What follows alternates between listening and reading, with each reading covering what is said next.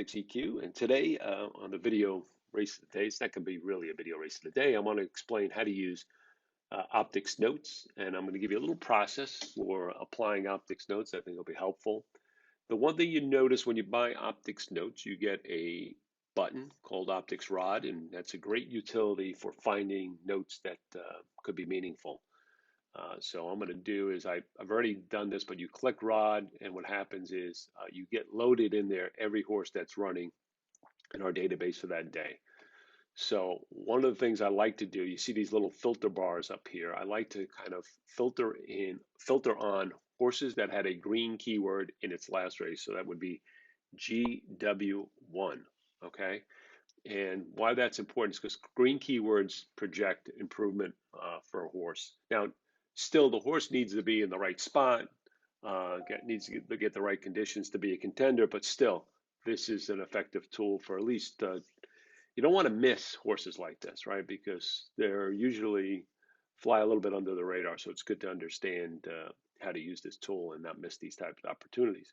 So what I typically do is, I just go down the list and drill into my handicapping, but starting with these horses to see if they have an edge or they're an opportunity. I'm going to just focus, I could filter this. I'm going to focus on Aqueduct. That's a track that I follow. So I want to just kind of look at it a little bit more closely. And I would just go down the list here and just drill in and look at each of the horses and see if there's an opportunity.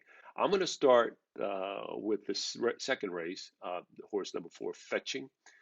He's 10 to 1 in the morning line. Okay, so anytime I see green keyword 10 to 1, I'm interested. So I'm going to look at this little circle here. We'll bring up the Optix plot for the race, and I'm going to start there, and then I'm going to drill down just to see if the horse is competitive.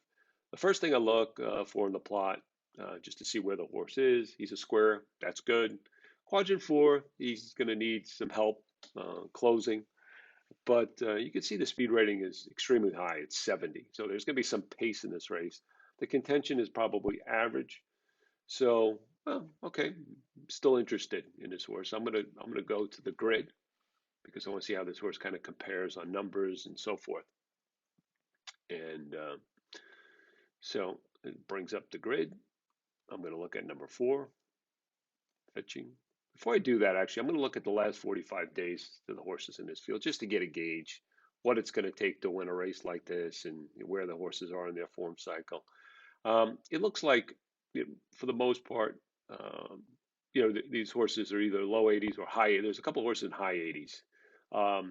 So if you look, the 3 ran a really good race, despite having traffic in a room. So this horse ran a good race. This horse obviously is going to be a contender, and it's 2 to 1 in the morning line. Okay, and then the other horse that ran the big 87 did it with the bias. So this horse had the bias in favor, and it was on the dirt.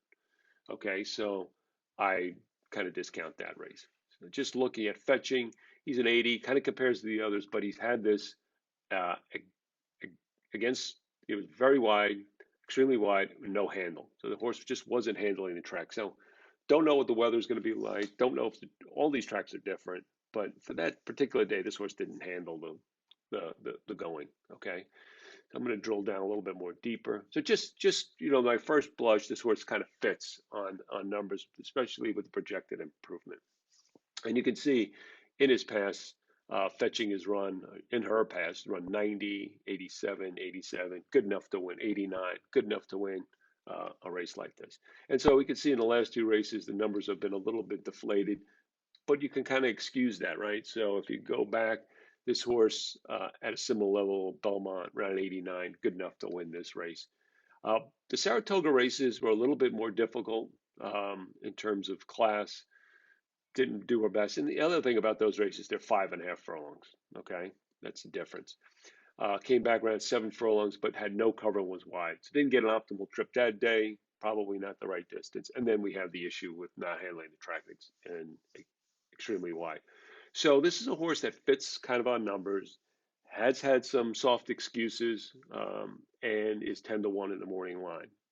It's going to need some pace, but this is a horse that obviously at that kind of double digits, it's worth a shot, especially in the exotics, especially that this horse is good enough in terms of numbers and class to win this race. Okay, so that was kind of Fetching an example there.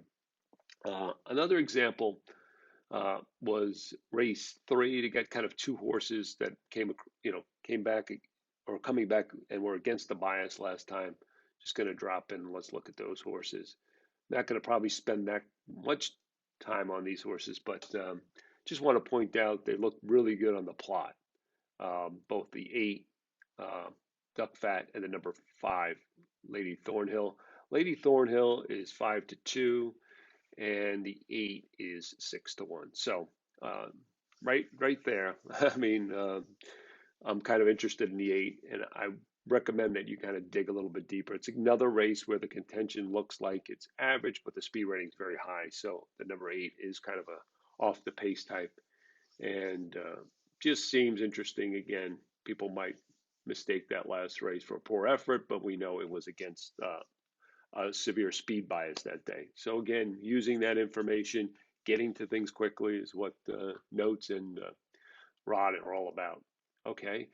Another race I want to look at was number 9. Again, another horse off, it was against the bias. I'm going to pull up the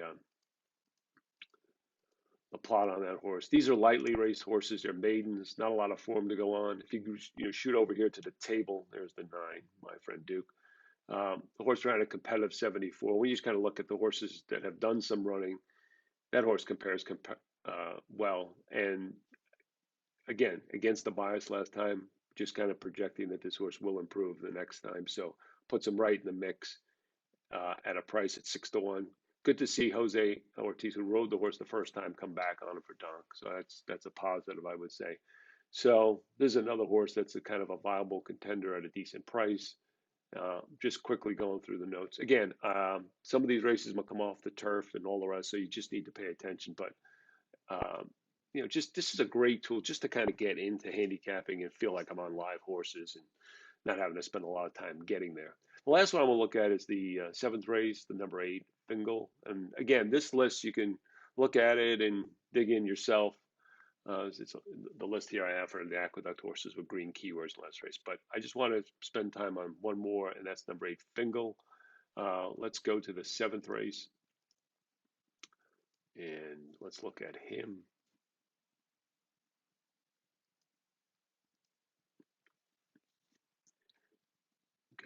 Okay, so number 8. Plot's okay. You can see if I'm going to hover over here, it's a messy plot. It's a red fit. Contention is snowflake, but the speed rating is really high, so it's hard to gauge here. But you see the 8 plots in quadrant 1 on standard square, and then kind of hovering the middle of the pack there on surface and distance. This race, who knows, may come off the turf. So it's something to pay attention to. You got a lot of MTOs here, so this plot will change. So don't take this plot uh, don't take that plot to the bank. It's gonna evolve. I'm gonna go to the grid here. Oops, I just selected the wrong race. Go back to race 7.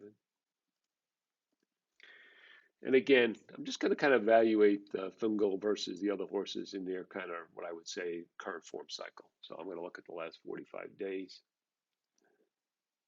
And you see he kind of, again, fits 86. It's going to take like probably a high 80s to do this. You can see the 16, which is an MTO, did very well on off track, but that was benefit of a bias. This horse probably, if this race stays on the turf, won't get in. The 11 Girl Dad ran a good race, probably against betters, kind of getting a drop, so that's a horse to consider. But look how Fingal kind of compares here. Oh yeah, and a traffic close on a horse that's kind of actually moving up in class. So this horse really fits well in terms of speed figure. That race was again off the turf, but this horse has shown the ability to run on the turf, off the turf. Juicy 8-1. I'm going to drill down a little bit more on the number 8 so you get an idea.